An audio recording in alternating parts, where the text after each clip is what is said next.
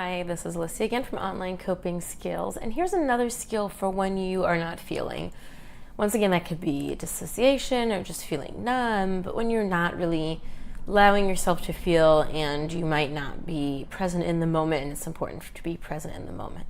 And if there was a skill that was the PhD level skill, the hardest and maybe most difficult skill to use for the situation, this is it. And we're going to talk about forgiveness.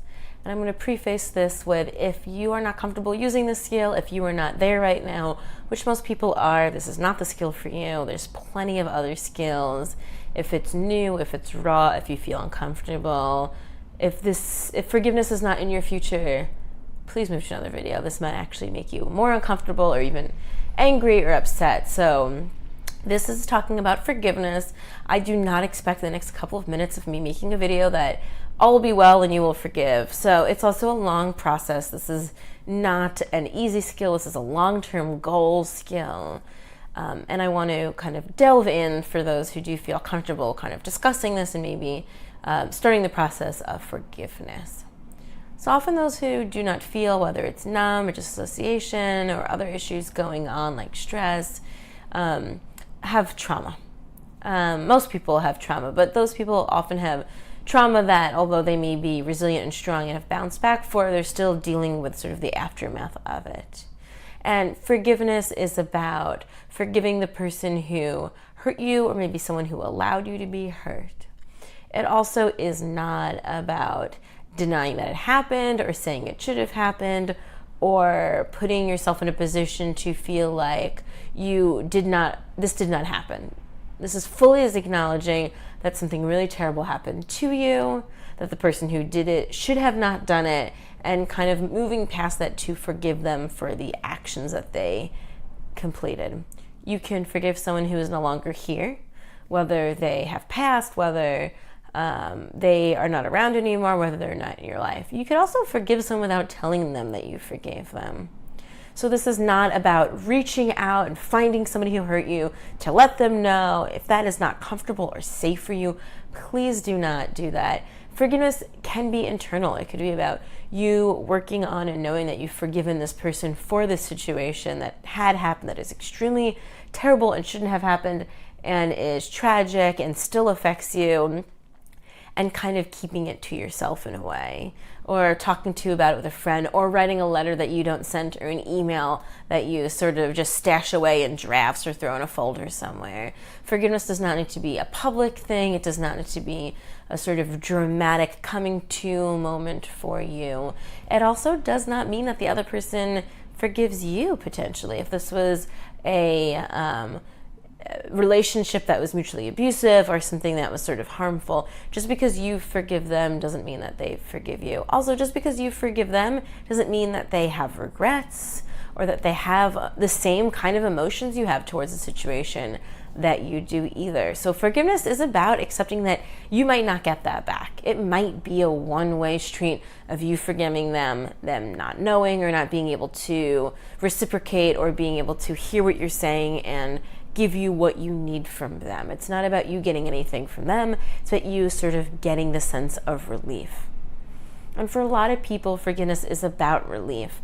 You are the one holding on to this pain. I'm not saying it's a choice either, but you're the one that's holding on to this pain, that's disassociating, that has been dealing with this potentially for years, decades, and you're the one that unfortunately is not able or capable at this moment to kind of let go. You're the one that's drinking the poison. And for a lot of people, it's important to kind of put that off to somebody else, to kind of have a cleanse of some kind and allowing that to no longer take over your life. And forgiveness is a huge skill, but often a skill that's utilized in order for this to kind of move outside of the physical being, the mental being, the controlling of your thoughts and feelings and actions, and sort of letting it pass. So this might start being a letter. You might sort of think maybe it's easy to forgive somebody that hurt you once than somebody who hurt you ongoing. Maybe you think it's time to forgive somebody that hurt you 15 years ago in this way, and hope to over time work towards somebody who hurt you last month. So kind of feel free to take small steps, baby steps in forgiveness. It doesn't need to be all or nothing. You also don't need to forgive someone for everything they did. It could be one specific experience or conversation or argument or situation that happened that you feel ready to forgive them for. And it's about kind of letting go. It's about control. It's about you regaining control over the situation and not letting this affect you any longer. So feel free to get out a piece of paper, write a name or an incident or something. And this is not a one-time thing. This is not a journal entry that at the end of the page you're going to be relieved of all this stress and issues that you've had in your life because this happened to you. It is a journey. It is an experience. It is not a one-time deal. If you feel like you, by the end of this video, have forgiven someone, it's time to pause.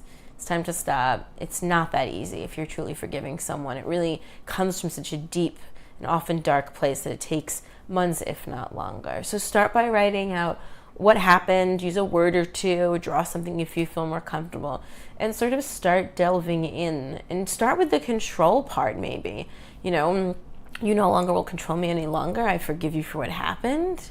I have my life back. I'm living my life now, and I will not let what happened to me take over my life forever. It's taken up X amount of time, months or years or decades, and I am regaining that control, and I do not have to have contact with you, but I am taking back power and control and living my life, and I wish you no ill about what has happened, but I also would like to let go of this pain, and here's how I'm going to do it.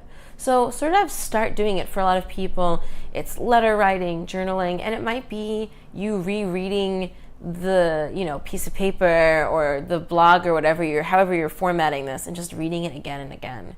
It might take a lot of tries to actually not just put it down on paper, but actually start to believe, like, I really did forget. I'm not just saying it, but I did. And when I start to feel ill will or start to feel that emotion again and start to disconnect, I will not disconnect because I do not have that tie to that person. They do not control me. That situation no longer controls me. I'm in charge of myself. And these issues that I have, and you might continue to have them. This is not to rid yourself of your mental illness or anything that's going on in your life either. But this is about kind of letting go of that, controlling that, and then taking care of yourself. After forgiveness, you might want to take a long shower or bath. You might need to have somebody near you so you're not feeling so alone right now. It might be a good time to call your therapist or anyone that's on your treatment team or a friend. Get a cup of coffee, go out on a walk.